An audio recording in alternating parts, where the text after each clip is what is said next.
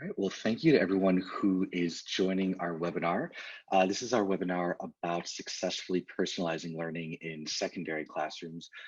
Really excited to share some of the ideas that we've been looking at about the best ways to make sure that personalized learning really lands and is successful in secondary classrooms. My name is Noah. I am a senior design principal at Education Elements. I started off actually as an eighth grade social studies and an eighth grade ELA teacher before moving up to high school and teaching 12th grade English and AP English Lit as well as high school journalism. So my entire teaching career has been both in middle school and high school settings. And then before joining Education Elements, I also worked as a instructional coach and as a curriculum writer. Um, for those of you who don't know, Education Elements is a consulting company. We work with a ton of different districts around the country, really to help districts shift their practices. So we really work on different change management projects. And we're probably best known for our work around personalized learning. We really look at that work as how can we help teachers take more innovative approaches to meeting the needs of their students. And so we work a lot with teachers, we work a lot with school leaders and district leaders to think about the best way that we can shift instructional practices and really better meet the needs of our students to just operate in really effective ways. One of the things that has come out of that work is this recognition that a lot of the ways that we most often personalize learning for students kids has been really successful in our elementary schools. We've seen it take off really quickly, and we've seen it really be a challenge for a lot of secondary teachers. And so about a year ago, we really started talking to different school leaders, different teachers at districts we work with, districts we don't work with, different experts in the field to try to better understand what these challenges were. What were the challenges we were seeing? What were some of the best practices that we were seeing? And so what we're really excited to share today are some of those big learnings. We were able to capture them in a blog that I wrote about a month ago. And this webinar will follow that blog and provide a little bit more explanation into what we found. So there are three major sort of objectives that we have for our webinar today. The first is we want to talk a lot more about the common challenges that we've noticed that secondary teachers face. Better understanding those challenges, I think, is really key to making sure that personalizing learning is really successful with teachers. So we'll talk about the challenges first, and then we'll really dive into how a clear purpose for personalized learning is really, really critical in all situations, but particularly critical for secondary teachers. And we'll share some of the purposes, the purposes that secondary teachers have generally found particularly compelling. So we'll be able to share some ideas there. And then the last thing we'll talk about are the three most important shifts that we believe we need to make to help secondary teachers be as successful with personalizing learning as possible. One of the things that we'll be sending out at the end of this webinar, we'll send out the actual slide deck. So everything that you see here in the webinar, we'll be able to share the original slide deck for that. We'll also be able to share two slide decks that help to facilitate two workshops that we'll walk you through. So we'll actually talk about two different workshops that we use primarily with secondary teachers. We'll talk about sort of the purpose behind them, narrate the different steps we would walk teachers through, and then we'll actually share those presentations with everyone in a follow-up email. So you'll be able to take that and really just turnkey it and customize it for the teachers who you work with. And finally, we'll also send a link to the blog post that this webinar is based off of. So we're excited both to share those ideas today, to take questions, and then to really make sure that we're also sharing resources with everyone who signed up for the webinar. At a couple of different points of the webinar, we'll take question breaks. And so if you look at the bottom of your Zoom screen, there's a chat button that you can select. And if you select that chat button, the chat window opens up. And so at those question breaks, we'll just ask folks to type in the different questions they might have. And so we'll have a chance to do a couple of question and answer breaks throughout the webinar. So I think as we begin talking about making sure that personalizing learning is successful in secondary schools, I want to share why this is so important to me, like why I'm like sort of deeply invested in this work, both in terms of just personalizing learning for students, but particularly in secondary schools. And so I'm going to start with a quick story about what was the very best field trip I've ever taken kids on. So when I taught eighth grade students, we took them on a team building trip to a ropes course out in Maryland. This was by far the very best trip we've ever taken them on. It was this beautiful fall day, and everyone just had a really, really great time. And one of the reasons for that is the way that the ropes course was set up and structured. Everyone, after their sort of initial safety training, started on this central platform. And from the central platform, there were all these different courses that students could choose to take. So for students who were a little bit more beginner, they could take one of the green courses. And this involved sort of minimal balancing, walking, and a little bit of crawling. For students who were really more, who wanted a little bit more of a challenge, they could take an intermediate course. This involved a little bit more climbing, a lot more balancing. And for students who were really comfortable and really wanted to push themselves, there was an advanced course, and this required a lot more upper body strength. This one went higher up into the trees. What was great about this is that every single student, regardless of their comfort with, with height or balance, regardless of their athleticism, every single student could choose a pathway that really met their needs, that really made them feel comfortable and successful. One of the things we realized is the reason this was such a valuable and such a great experience was that even though people's experiences were a little bit different depending on the course they chose, everyone was challenged and everyone felt successful in overcoming that challenge.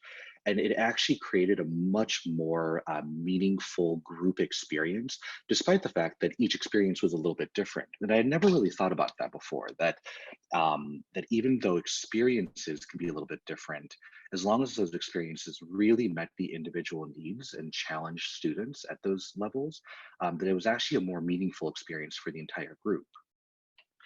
And that ropes course really shifted how I thought about ropes courses in general. I always thought of them as these very linear experiences where everyone took the same pathway in the same order, almost kind of in a line. And this ropes course showed me that a ropes course doesn't have to be that. It can be really, really flexible and meet the differing needs of students or the people who are on the ropes course. And it was a really good sort of analogy for how we think about personalizing learning. In very traditional classrooms, in very teacher-directed classrooms, all students are going through the same lesson in the same order at the same pace and getting the same content. And when we begin to personalize learning, when we think about being more flexible with the content and targeting in our instruction and building more opportunities for student reflection and ownership and using data to make sure that we're really meeting the individual needs of students, it creates a much more flexible classroom.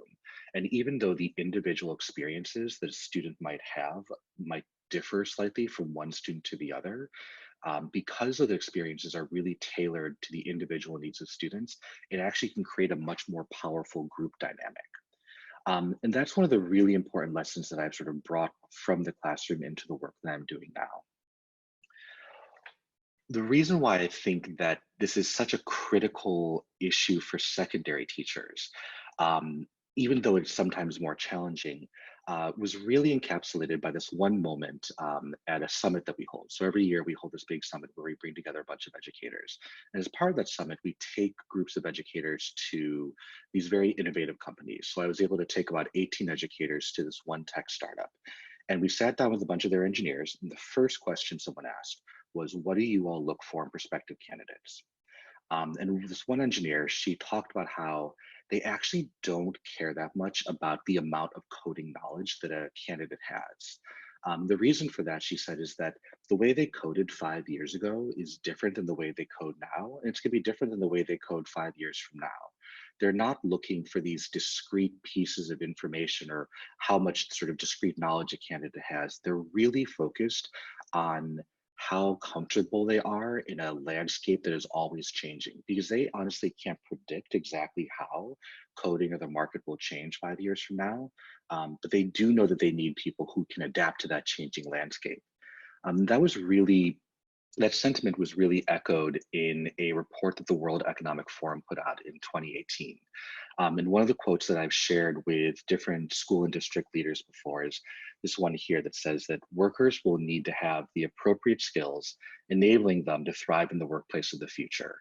A mindset of agile learning will also be needed on the part of workers as they shift from the routines and limits of today's jobs to new, previously unimagined futures. And the two things I really highlight in this, one is the importance of skills, right? Knowledge is important, but skills allow you to adapt to new knowledge and new information that's coming up are going to be really, really critical for the future. And the second is that we don't know what the future is going to look like. We can't anticipate the content knowledge that we have to share with students today, or at least we can't anticipate all of it because a lot of it hasn't been created yet. And so we need to think more flexibly about how we prepare students for the future. And I think that's been one of the things that has one of the reasons why I think that personalizing learning is so important in our secondary classrooms. So when we began this work about a year ago and began really focusing on how to best support secondary teachers, we really started a lot of our conversations with what were the challenges, right? What are the most common challenges that we see secondary teachers sort of facing? And out of those conversations, we found four major trends that we're excited to share. The first is really around mindset. One of the things we've definitely noticed is that secondary teachers very often see themselves as content experts, right? Like they get into teaching, they're more likely to get into teaching because they have a deep appreciation and a deep expertise for a particular content.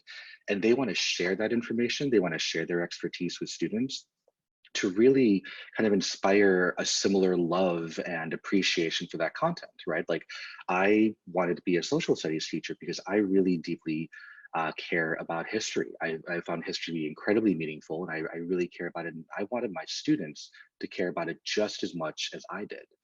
And there's nothing wrong at all that secondary teachers see themselves as experts, but we do need to recognize that that mindset is very teacher centered, right? Like when we think about ourselves, secondary educators, as content experts, we often see ourselves as like the holders of knowledge. Like we have that knowledge and we want to share that to students because we believe that's important.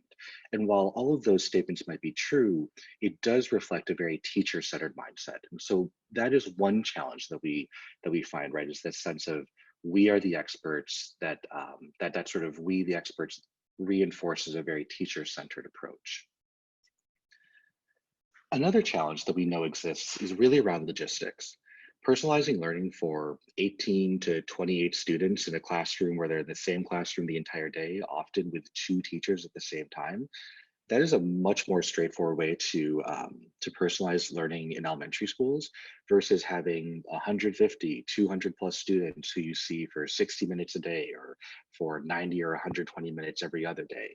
There are logistical challenges that secondary teachers face that elementary teachers don't. And a lot of our most successful models in elementary school really face some pretty critical logistical challenges when we apply them to our secondary classrooms. So logistics is definitely another common challenge. The third is high stakes testing. Um, Teachers often feel less safe being innovative or trying something new when there's this concern that if they make the wrong choice or the implementation goes poorly, that it will lead to a drop in scores. And so that kind of high stakes testing environment really is that creates like a sort of a barrier from allowing people to feel like they have the safety or they have the freedom to try something different. Even if what they're doing isn't currently working very well, at least they know what it is. The results are a little bit more predictable than really changing it up. So the high stakes testing is the it's the third challenge we've noticed.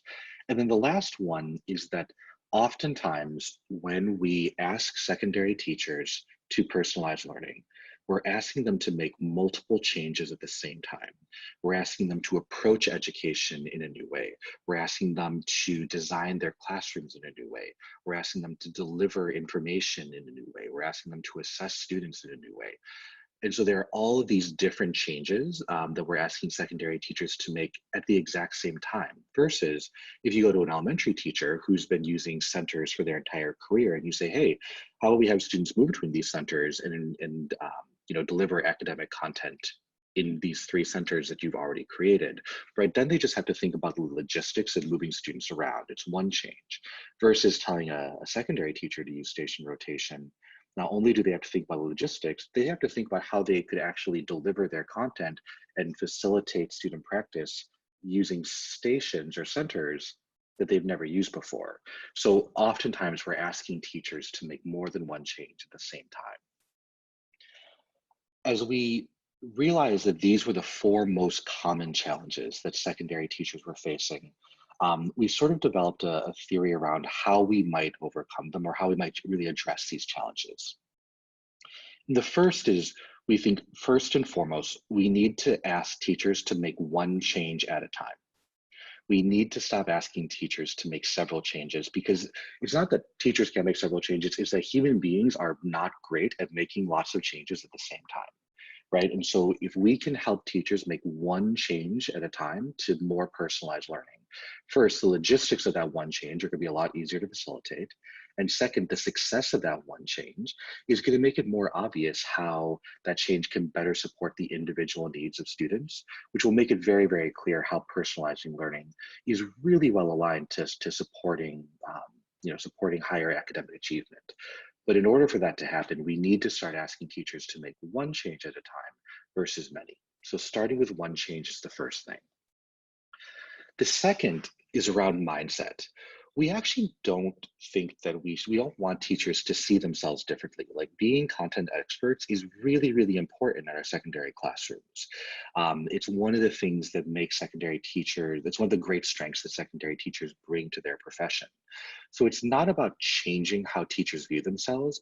We just want to reframe it, right? Like, we want to help teachers move from this idea that students learn when I share my experience, which is a very teacher-centered view, to say that I use my expertise, pardon me.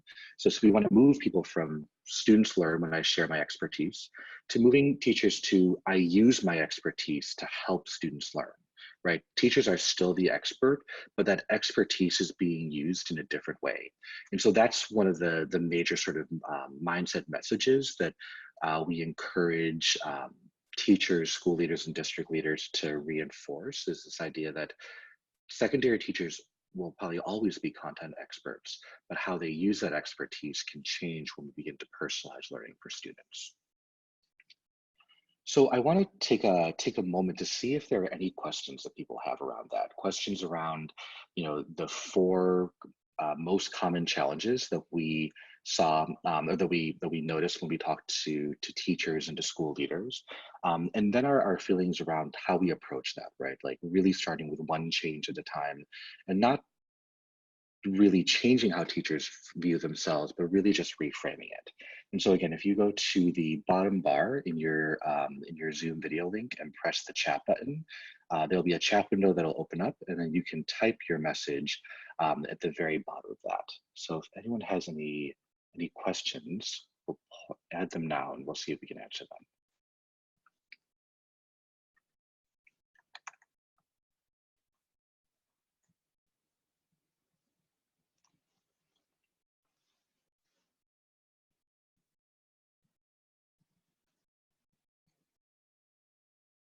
So it looks like we have a question from Kim, which is, what is a good first change? Which is a great question. So I'm going to answer that in 2 parts. So one is, I would argue that a good first change is something that a teacher is already really good at, right? If you're going to personalize something that you're already really comfortable, that you feel like is a strength, because we're always going to be better at changing something that we're good at versus starting with something that we might be really struggling in, right? Sometimes when we think about the first thing we want to change, we're like, oh, well, what are we bad at, right? Because we're like, oh, if we're bad, we'll change it and we'll get better at it. When actually, if we change something that we're good at, we're really enhancing it and we're more comfortable with it.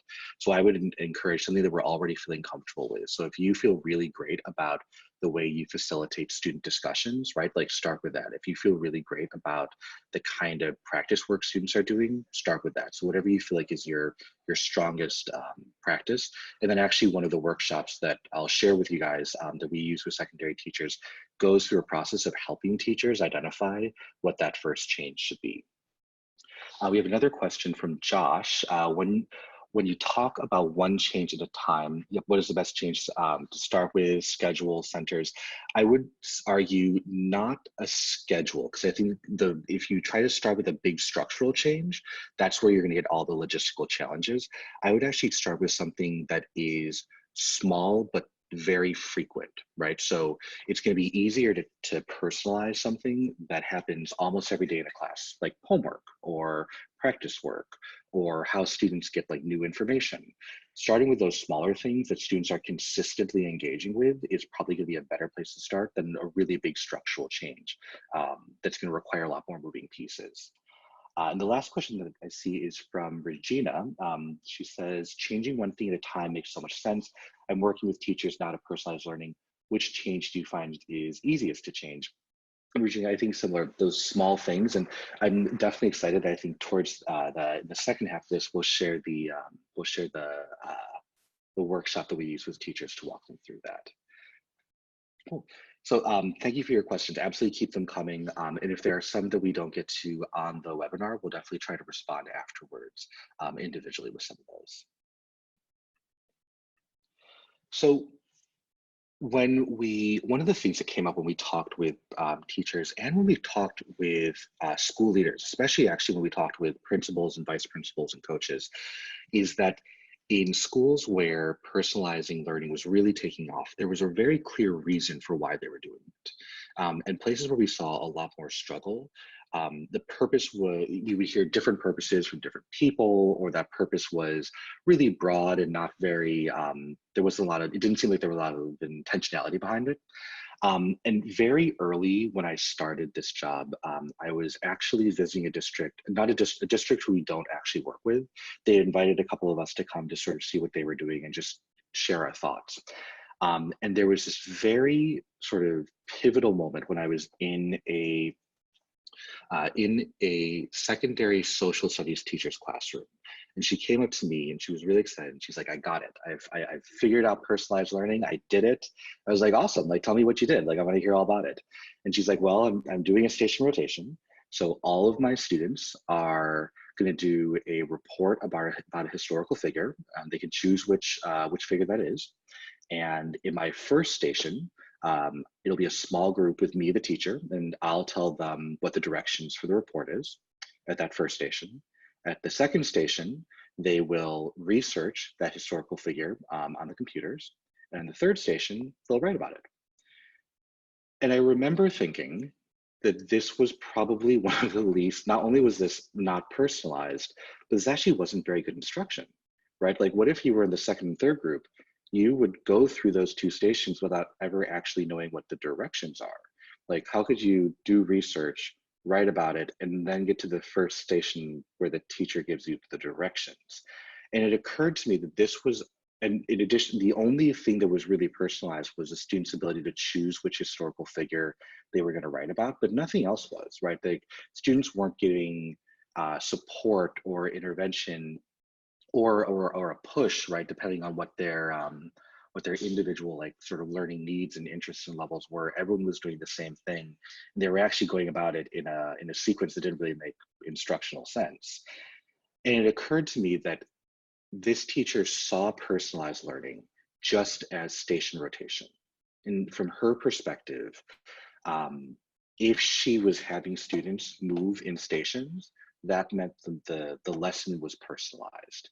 And it was such an important moment for me to really think about how critical purpose is for personalizing learning. Because if that teacher had really thought about why she was personalizing learning, like why she was going to have students go, why she was personalizing learning, she would have realized pretty quickly how this wasn't actually that personalized. It wasn't meeting the individual needs of students.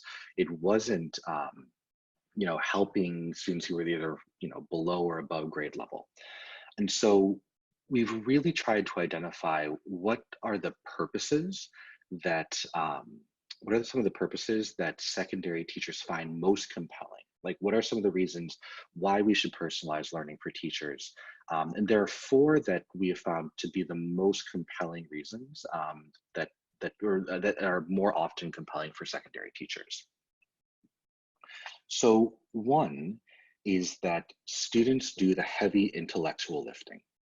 Um, there are definitely a lot of schools that share that the reason we want to personalize learning, the reason we want to really move towards learning that is more student-centered, is that when it is student-centered, students are the ones who are doing the work, right? Like if we walk into a classroom and a teacher is up there lecturing, the teacher is doing all of the heavy intellectual lifting. They're sharing the ideas, they're talking, they're discussing. All of the work is being done by teachers, and ultimately what we want are students doing the heavy intellectual lifting. So one message, one purpose that has resonated with a lot of secondary teachers is this idea that students are the ones who are doing the heavy intellectual lifting. Another message that has resonated with a lot of secondary teachers is the growing trend that employers are really prioritizing skills over content. So if you look at a report that that LinkedIn did in 2018, they interviewed a whole bunch, like a ton of HR managers across the country, and found that the things that they look for the most common attributes that they look for in candidates are leadership, communication, and collaboration. And one of the things that we think is really important about personalizing learning is that in those kinds of situations, students have more opportunity. Ideally, students have more opportunity to take ownership of their own learning. Right, they can be like the leaders of their own learning. They're being more self-directed in their learning. That when it comes to communication, students have more choice in how they communicate their learning to other people. How are they communicating? Mastery can change from one student to the other. It can be written, it can be visual, it can be spoken, right? So there's more opportunities to practice different communication mediums. And finally, if we're personalizing learning, there should be more collaboration. Like if students are doing the heavy lifting, if they're doing a lot more thinking, they should talk about what they're thinking about with their teammates, with their classmates. And so we think that, you know, one of the other messages that's really landed with a lot of secondary teachers is, you know, how we're preparing them for life after high school or after middle school. Another purpose that I would say some people find compelling and some people do not find compelling at all, but for some people is this idea that the world is simply becoming more personalized, right? Like we are coming to expect that the television shows and the movies that we get on our streaming video accounts are specific to our interests, right? We're expecting, for good or for bad, and especially if you haven't changed your privacy settings, we're expecting that the ads that we see in our social media accounts are very targeted to our particular interests, right? And so there are just lots and lots of situations and examples of where the world is becoming more personalized. And without a doubt, our students are expecting that level of personalization and customization in more and more aspects of their lives. And so the more that schools and classrooms can mirror that and can follow that same trend, the more we're also sort of meeting our students kind of where they are. The last one, and I think this is probably particularly compelling, this has been very compelling for a lot of school leaders and district leaders, is the idea that teacher-centered lessons only work for some students. A common sort of counter argument to personalizing learning from some teachers is, well, what I'm doing is working. And depending on the relationship that a school or district leader has with that teacher, asking some follow-up questions can help to kind of dive into that counter argument a little bit more. Well, is it working for all students or just some students? Is it working for students who have IEPs? Is it working for students for who English is not their first language? Is it working for students who come to class significantly behind or significantly ahead of their peers, right? Like, we know that teacher-centered lessons can work for some students, but we also know that they very often do not work for all students. And so personalizing learning is an important and critical way that we meet the needs of all of our students. At this point, I would love to hear both like questions that folks have about those purposes, about some of the purposes that we found to be really compelling with secondary teachers. And if you have other ideas, or if there are other messages or purposes that you've used or that you found to be really compelling, I'd love for us to share those as well, just so that we can kind of add to the different things, the different purposes that secondary educators can think about that help to drive why we're personalizing learning.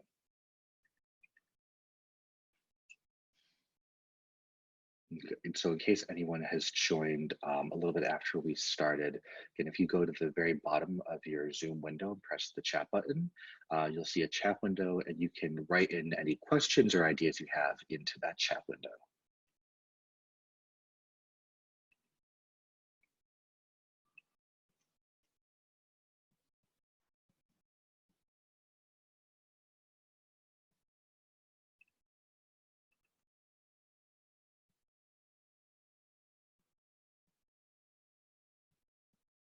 I'm seeing from one person, being from Jennifer, another idea that has really resonated with some of the teachers that she works with is around student engagement, which I think is actually a really, really critical piece, right? The more that we can connect the information, the content of what we're teaching, make it relevant for students, like have it to reflect their interests, the more they're going to be engaged and the more they're ultimately going to get out of that. So I love that addition. From Michael, I'm seeing, how do you write learning targets on the board in this environment? Michael, I'm not sure if I 100% understand the question. From what I'm thinking, I think learning targets, I guess what I would say immediately is I think learning targets are, I think one of the important things about personalizing learning, I think there's sort of two, is one is we're meeting the individual needs of students. And two is we're also giving all students equal access to grade level content.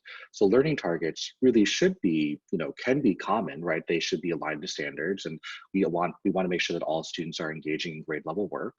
And part of personalizing learning is making sure that regardless of where your starting point is, that you have the support necessary to engage in that grade level work at an equal level as all of your teammates or all of your classmates. I'm seeing one other from Andrea, a compelling why is the parallel between staff and student learning. Leading with personalized learning for staff will open doors and provide models for personalizing with students. And I think without a doubt, some of the most successful schools that help teachers to personalize learning across the building are the ones that also recognize the inherent value in personalizing the professional learning and the professional development of teachers. So absolutely, and I appreciate everyone sharing those different ideas, and hopefully one or several of them have really landed with you, and that you might be able to share some of these purposes with the people who you work with to give them more sort of driving purpose for why they're personalizing learning. So this brings us to the three most important shifts that we believe secondary teachers should make when personalizing learning. And we really alluded to the first one at the beginning, which is make one change at a time, right? Like there is a ton of evidence that human beings are very good at making one change at a time. And when you add in two changes, when you add in three changes, our ability to manage multiple change just goes down with every single one that you add in here. And so we really strongly encourage people to think very purposefully about, like, what is the one change that we make? One of the things, for instance, that I'm doing with one district I'm working with, we found that a lot of we were surveying teachers around what change they might start with. And interestingly, a lot of them said homework. We were like, well, that's interesting. But as we thought about it, we were like, actually, if we think about the one change we would make first, and then the one change we make second, and the one change we would make after that, it actually it actually gets to that kind of structural change we want. The first change they would make is differentiating homework, making sure that students had different kinds of homework that would challenge them at different levels. And so that's one change, right? And there are logistics of how do you produce three different types of homework? How do you get those to different students? And so that one change is very often kind of logistical. But then the second change, once that change is good, once we've mastered that change, the second change is really going to be about how do we make sure that students know which homework they should be choosing, right? Like how do we allow that that homework to reflect the individual levels that they're at. So really, how are we using data to inform which homework that the students are getting? And so we can make that one change. We can think about the data we already have. How do we assign, how do we let students know which one of those homeworks they should be choosing? That would be the second change. The third change, once that second one was mastered, is maybe how do we create more opportunities for formative assessments in that period, in that class period, so that students can figure out what homework they choose in that same class. It's reflective of the work they're doing in that individual class. So I share that just to illustrate how we can make one change at a time. We can offer 3 different types of homework. We can then use data as the second change to help students know which homework to get. And then we can increase our use of formative assessments in that classroom so that the choices they're making are based on data from that very classroom. And so that's one way we can make one change at a time, that each time we build on that change, we expand its impact. That would be the first one. The second shift we would argue is we would really strongly encourage teachers to start personalizing their strongest instructional practices. So the next couple of slides are one of the slide decks that we'll share at the end of this webinar. This is one of the workshops that we'll walk teachers through. So I'm gonna go through the workshop and I'll sort of narrate how we walk teachers through this and sort of why we do certain things. So what we'll often do is we'll bring together a bunch of teachers and we will ask each of them to brainstorm all of the most common instructional activities and practices that happen in any normal week and put one of those practices on a post-it note each. So one post-it note, might say lecture. One post-it note might say homework. One post-it note might say guided notes. And so we're just asking every teacher to put down the most common instructional activities and practices, one per post-it note. And they're gonna be totally different, right? With science teachers, we'll see lab. With with English teachers, we might see like essay writing. So those those practices should be different by content teacher. So they identify all their most common practices, one per post-it note first. The second thing we ask them to do is that as a team, we ask them to combine similar post-it notes, so similar activities. And we find that this is most valuable when those small teams are made up of teachers who teach different content areas. We like to have, a science, a math, fine arts, an English teacher, a social studies teacher, all the same group, because, one of the things that we generally hear, especially in professional learning with secondary teachers, is someone will say, oh, well, that'll work in social studies, but it's not going to work in math. And what we're trying to do here is saying that even though the context of these activities is going to be different, there are some very common practices, like how we share new information. We might see, mini lesson, modeling. We might see lecture as one group of post-it notes. We might see all the different ways that students take notes as another sort of group of post-it notes. So we're trying to reinforce this idea that, again, context different, but core instructional practices actually pretty similar. And then it's really important for us to then ask each team to share out what those common practices are, right? Because we're really trying to reinforce with the entire group that, again, contexts are different, but that we're actually seeing a lot of similarities in the core sort of instructional practices. So that's what we do first. The second is we introduce this this idea of a matrix that's about doing and differentiating. And so we'll just put this either on like on a whiteboard. We'll draw this up, or we'll put it on a piece of poster paper or butcher paper, and we'll just draw like these two axes, and we'll share that the vertical axis is about doing. Who is doing the work, right? Are students doing most of the work, or are teachers doing the most of the work? And then on the horizontal axis, we'll share that this is differentiating. So are all students getting the same work, or is that work differentiated for every single student? And we think that this is a really helpful way of placing those common instructional activities. And we'll give some examples. So a really good example is homework. Traditional homework is a great example of an activity where students are doing all the work, and traditionally it is the same for all students. So most traditional homework, You hand everybody the exact same worksheet, the exact same assignment, the exact same pages to read. Everyone's getting the same assignment, and students are generally doing all of the work by virtue of it being at home, like the teacher isn't there to help them. So homework is a great example of an activity that is student doing and sort of undifferentiated. The other thing that's really helpful in this is that as teachers begin to place these common practices on the matrix, they begin to recognize that common practices exist on a spectrum. There's a range to how much students are doing the work or teachers are doing the work, or there's a range to how similar or differentiated they are. So for example, lecture, if you're doing super traditional lecture where the teacher's at the front of the room giving all the information, right? The teacher's doing all of the work and students are all getting the same information. But if a teacher also requires students to take notes during that lecture, right? Teachers aren't doing all the work. Teachers are doing a lot of the work, right? But students are doing some, and so it would actually go up on that vertical matrix.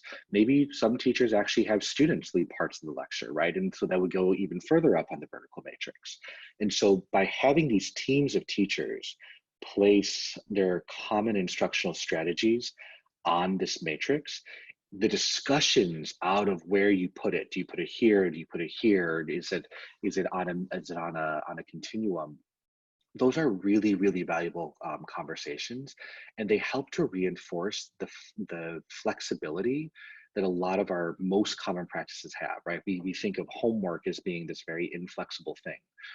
Like it can only exist one way. Well, not if you give people different kinds of homework, or not if you have students, set targets for how much they're going to read at night or things like that, right? So it helps people think about common instructional practices as actually being very flexible.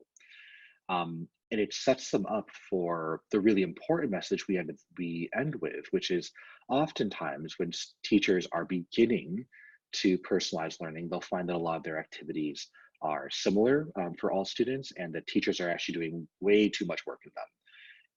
And the question is not about how we get rid of something. The question is, how do we expand how do we expand sort of the range of activities so that more of them involve students doing the work, and more of them are differentiated for individual students. So we call this sort of expanding the box. How do we expand? How do we get our most common instructional activities out of the same and teacher quadrant, and how do we move it into one of the other three quadrants? And what I think is so important about this messaging is it's not saying we have to get rid of something, right? It's saying, how do we take something that we're already pretty good at, and how do we just sort of shift it so that students are doing more of the work, and or it's more differentiated for individual student needs. One of the things that we know is sometimes communicated to teachers is this idea that we need to get rid of lecture, right? No one should ever lecture again. And the reality is, if you are a amazing storyteller, like if you can get up in the front of the room and you can capture students' attention about like the Battle of Gettysburg and just really, really tell this amazing story, that's a great thing, right? Like we shouldn't get rid of that. It shouldn't be the entire class either, right? And so how do we take those common instructional practices, and how do we enhance that teacher's storytelling ability so that students are maybe doing some more of that work, right? Students are taking notes, students are directing, are sharing their own stories, or narrating parts of those stories. Or maybe different aspects of the Battle of Gettysburg are being shared with different groups of students.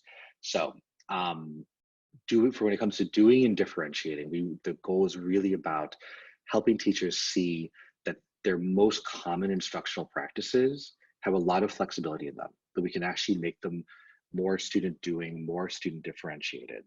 And it helps teachers identify, of those practices, what's the first one they feel really comfortable beginning to personalize for students. So I see we actually are already having a couple of, I see we have one comment. It says, super activity really will help teachers see their current practice and where they need to go with instruction. From Lori, thank you.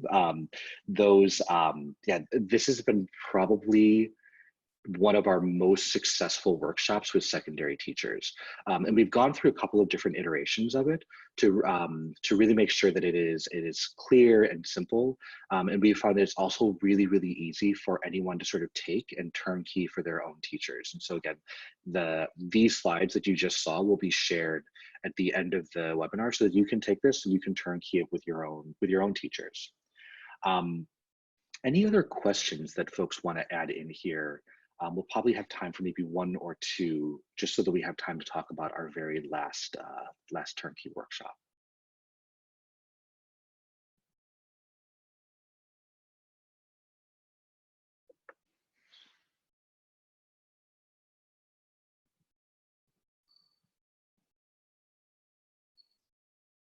I see that there's a question, will the webinar be shared with our audio? And I am 90% sure the answer is yes. And I've confirmed that the answer is yes. So yes, you'll get the full webinar. So if you want to go through, if you want to hear sort of my narration of that workshop in the next one I'll talk about, that will also be available after the webinar is closed. So awesome. So that is the first one. The doing and differentiating workshop is one that we know has been really powerful. We definitely suggest starting with that, right? So we think that that's a really important one to start with. And then we've developed a new workshop more recently that's meant to be like the one after it, right? And so it can happen immediately after it. It's actually usually more valuable to do a little bit afterwards when people have then gotten a little bit more comfortable with that first instructional change. So if you remember the story I told about the station rotation, one of the major challenges we've seen is when teachers when teachers see personalizing learning as an instructional model, right? Instructional model is a way to personalize learning, but an instructional model is not inherently personalized. And so how do we help teachers begin to see more flexibility in their instructional models?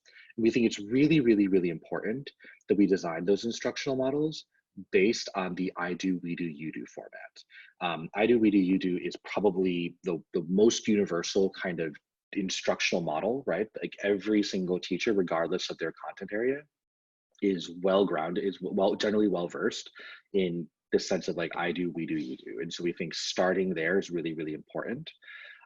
Similarly, what we'll do is we'll have teachers identify their most common instructional activities, but we'll ask them to code them as I do, we do, or you do. And so either we'll give them Post-it notes in 3 different colors and say that all the I do's are on yellow Post-its, all the we do's are on red, and all of the you do's are on green. Or we'll give them different color markers. So we'll say like, put all the I do's on, in orange marker, red marker, or green marker. But again, one activity per Post-it note. And so someone might write, mini lesson as an I do, that's an orange or yellow, pardon me. They might write down like a pair share as a we do on a red Post-it note, and they might write down quiz as a you do, right? But we want to get as many of the most common instructional practices. We want to sort of categorize them as I do, we do, and you do. So that's the first thing that we ask teachers to do. The second is that we ask them to take those Post-it notes and just to design a lesson that introduces a new idea or skill. And these are the really key things about this. So one is it helps to model this and show that you could just sequence activities from left to right. So here's the first thing I'll do, here's the second thing I'll do, here's the third thing I do. And then also teachers can add in additional activities, right? Like just because you didn't initially think to put down homework as one, like you can just add in Post-it notes as you go along. So we sort of model this first one in a very sort of common universal format. Introducing a new idea or skill.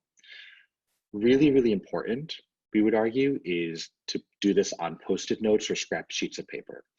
The reason is that when we write things down, we tend to think of them as a little bit more finalized than if we put them on something that we can like physically manipulate, right? So, we'll often see when we give students feedback on essays or on writing products, students will come back and be like, why did you give me these comments? Like, I wrote it down, it's done, it's over, I'm done with this. And that's, I think, just a human reaction, right? Like when we write it down, it's like, it's there, it's finished. And similarly, if we were to ask teachers to write down their lessons, it's far more likely they're going to see that lesson as done.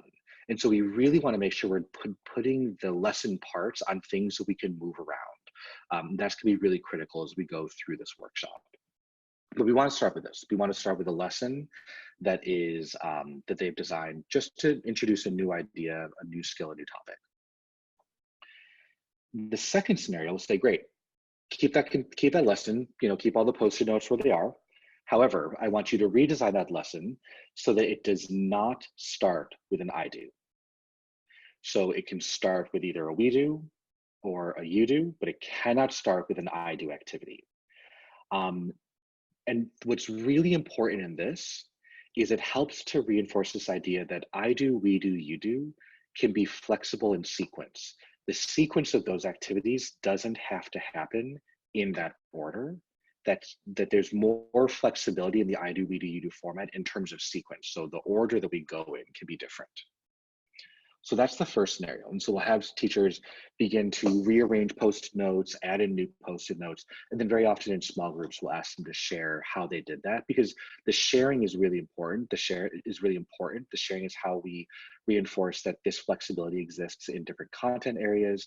It's how we give teachers new ideas about how they can start a lesson.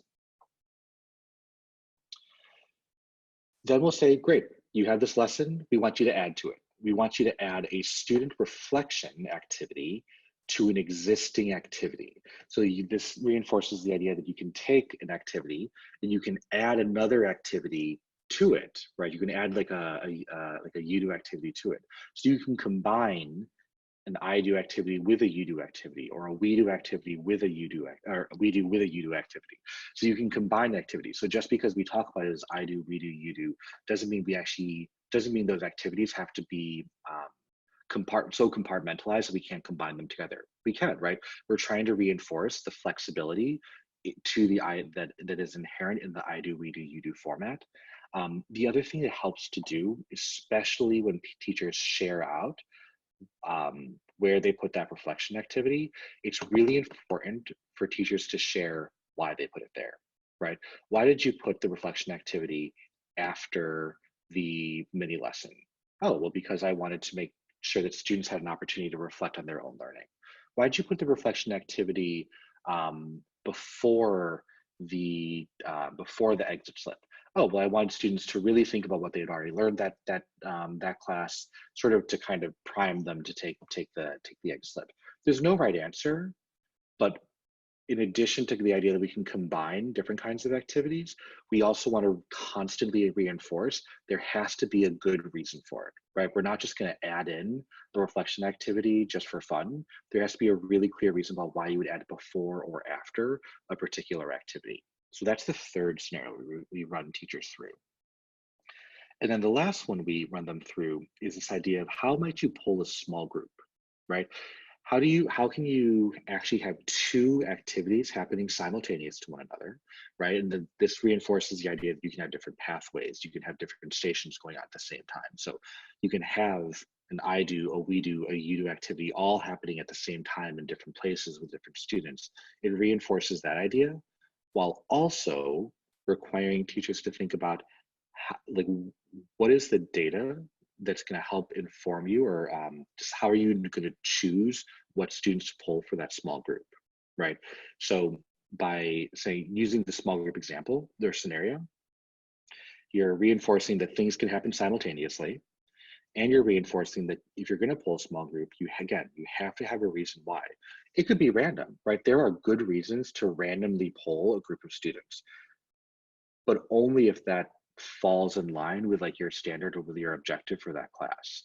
There are good reasons to use, quarterly data to pull that group, but only if it makes sense for that class. There are good reasons to use formative data, like a check for understanding in that class. You're walking around the classroom and seeing how kids are doing.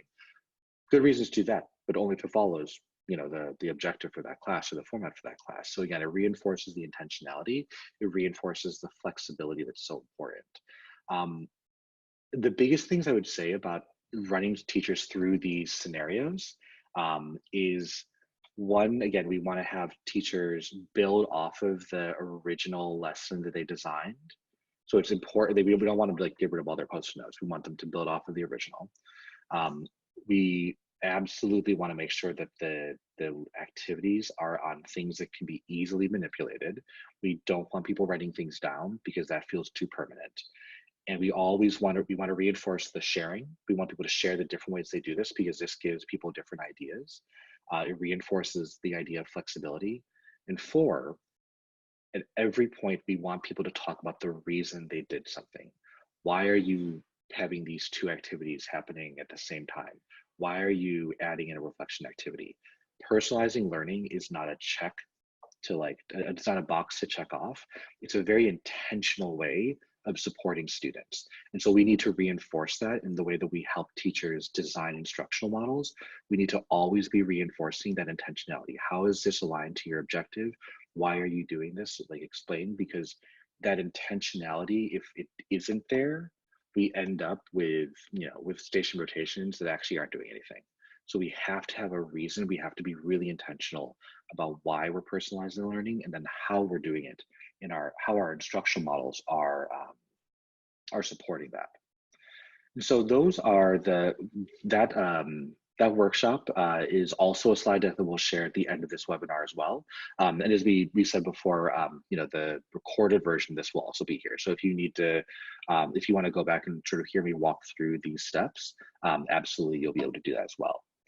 So I know that we have about 5 minutes left. So I would love to take any questions folks have about this workshop or just sort of general questions before we close out the webinar in a couple of minutes. So again, if you want to click the chat button at the very bottom of the screen and then type in your question in the chat box, we'll be able to answer some of those questions.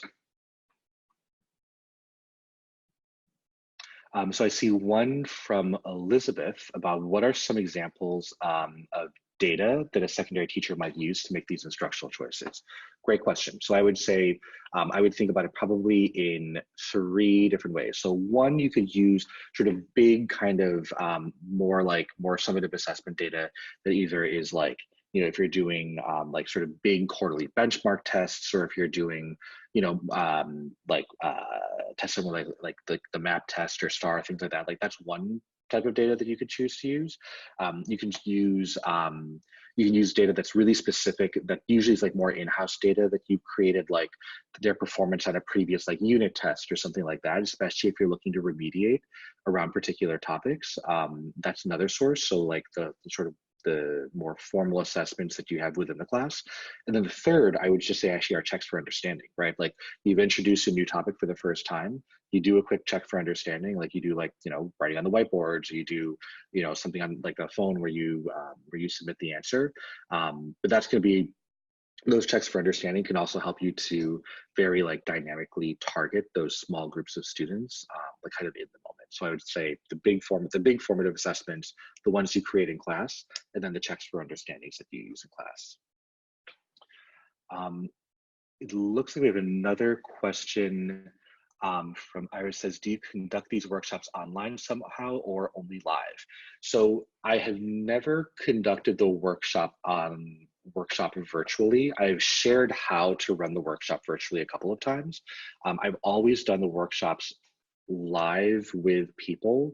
I absolutely think you could do it virtually, but if you are able to do it live, I think that probably would be better, because you're in both of these, right? You're helping people think about something differently. They're thinking about an approach differently, and it's always, I think, better to sort of physically be there when you do that. I think our last question is from Jennifer. Can we use these materials during presentations to teachers and media coordinators about personalized learning?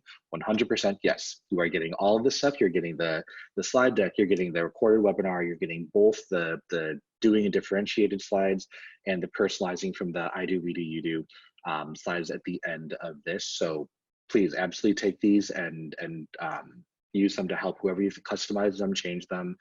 If you find a better way, email me and let me know. But definitely take them. We strongly encourage you to take them and use them. So awesome. So the very last thing I'll share is we have this. We started a new online community on Facebook called Lifted, and it is for educators who are really excited about both personalized learning and really just sort of transforming education to be more innovative, to meet the needs of all of our students. And so we launched this Facebook community about a month ago. We are sort of constantly sharing some of our newest resources, insights in this community. And so if you go to you'll see at the very bottom here, it says facebook.com/groups/I am lifted. Please join that. And it's a great just sort of community of practice where we're able to share a lot of things in the moment.